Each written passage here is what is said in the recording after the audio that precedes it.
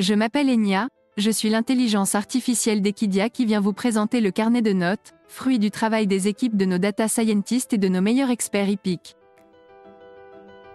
Ce dimanche 1er octobre 2023, l'hippodrome de Paris-Longchamp proposera le prestigieux Qatar Prix de l'Arc de Triomphe en guise de Quintet Plus.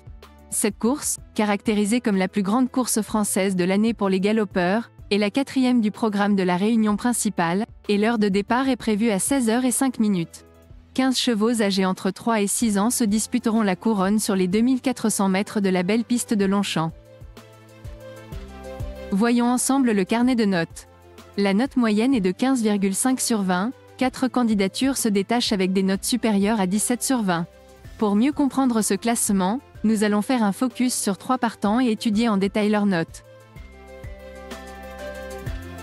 Pour commencer notre analyse, le 13, Ace Impact et sa note de 19 sur 20.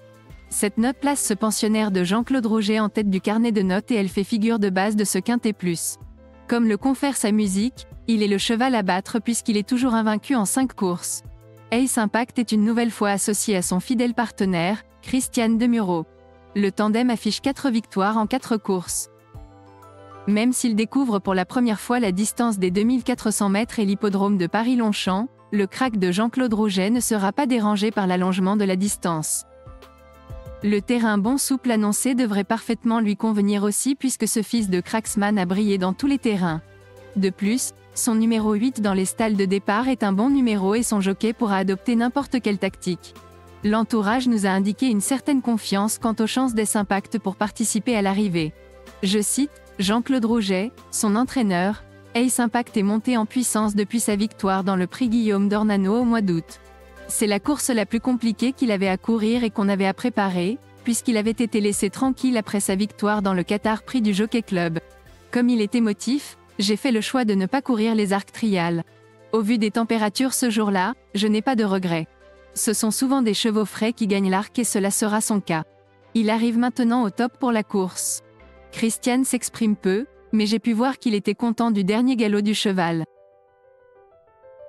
Le 12, Feed the Flame a obtenu la très bonne note de 19 sur 20.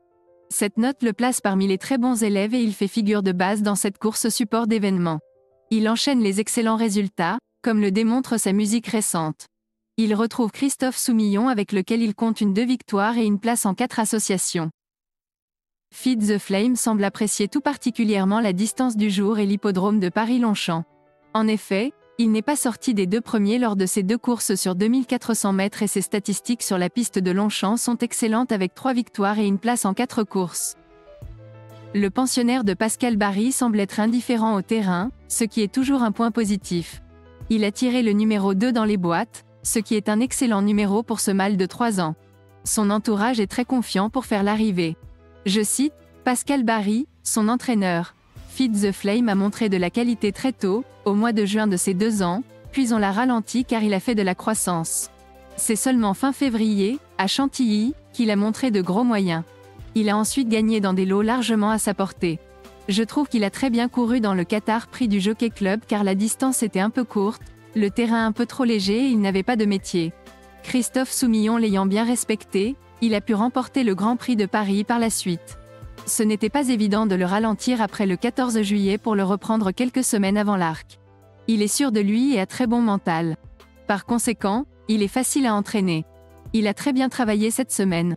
Sa qualité principale reste son accélération. Il est en pleine forme et à beau poil. Tout se présente bien. Fantastic Moon, le 14, obtient la note de 18 sur 20 ce qui le place théoriquement parmi les très bonnes chances de la course.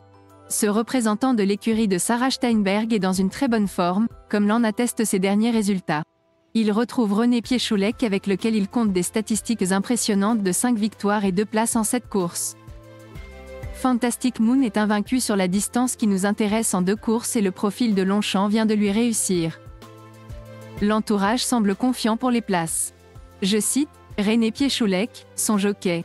Mardi, Fantastic Moon a livré un très bon travail et c'est mercredi matin que nous avons décidé de le supplémenter. Nous espérons un terrain bon dimanche. Étant donné qu'il restera à l'entraînement en 2024, nous avons préféré l'arc plutôt que la Japan Cup ou la Breeders' Cup. Il est en forme physiquement et moralement. Je compte bien le voir répondre présent ce dimanche. Après avoir passé en revue différentes candidatures, il est temps pour moi de vous proposer mon ticket pour le Qatar Prix de l'Arc de Triomphe 2023. J'ai choisi de faire un quintet plus en 7 chevaux flexi 25%, pour un total de 10,50 €. Je place dans cet ordre, le 13 Ace Impact, le 12 Feed the Flame, le 14 Fantastic Moon, le 6 Westover, le 7 Ukum, le 5 Baybridge et le 8 Place du Carrousel. Retrouvez l'ensemble des notes sur le site equidia.fr dans la rubrique Pronostics, les notes d'Equidia. Bon jeu à tous et on se retrouve très vite pour un nouveau carnet de notes. N'hésitez pas à laisser votre avis en commentaire.